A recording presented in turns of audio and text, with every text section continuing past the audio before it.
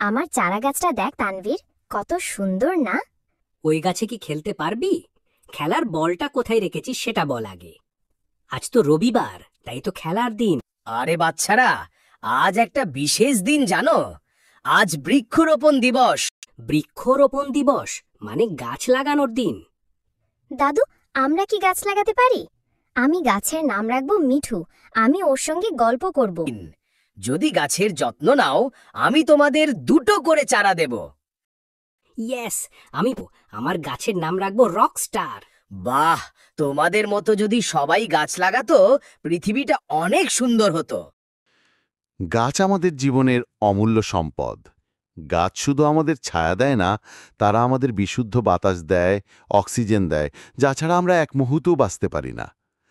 গাছ মাটির ক্ষয়রোধ করে, পশু পাখির আশ্রয়স্থল হয়, এমনকি পরিবেশের উষ্ণতাও কমিয়ে আনে। আমাদের দায়িত্ব অন্তত প্রতি বছর একটি করে গাছ লাগানো। আজ যদি আমরা একটি গাছ লাগাই, আগামী প্রজন্ম পাবে একটি সবুজ পৃথিবী। আপনাদের কাছে অনুরোধ, তাই আসুন আমরা সবাই মিলে গাছ লাগাই, গাছ বাঁচাই এবং পরিবেশকে রক্ষা করি।